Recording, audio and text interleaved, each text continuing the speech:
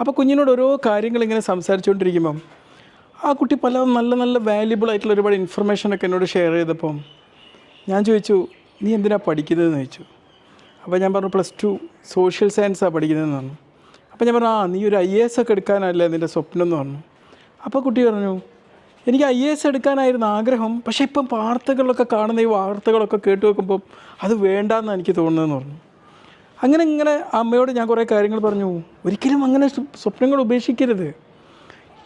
അപ്പോൾ ഈ സോഷ്യൽ മീഡിയയും മറ്റ് വാർത്തകളും എല്ലാം ഇന്ന് ഒരുപാട് നമ്മളെ കൊച്ചു കുട്ടികളുടെ സ്വപ്നങ്ങൾക്ക് മുമ്പ് പോലും വലിയ തടസ്സങ്ങളായി സൃഷ്ടിക്കുന്നുണ്ട്. അപ്പോൾ ഞാൻ പറഞ്ഞു, മുമ്പൊന്നും പ്രശ്നങ്ങളില്ലേ ലോകത്ത്? നിങ്ങളിപ്പോൾ യുദ്ധങ്ങളെക്കുറിച്ച് കേൾക്കും, വളരെ അപൂർവമാണ് യുദ്ധങ്ങൾ. മുമ്പൊക്കെ ലോകം മുഴുവനും യുദ്ധങ്ങളായിരുന്നു, ലോകമഹായുദ്ധങ്ങളായിരുന്നു.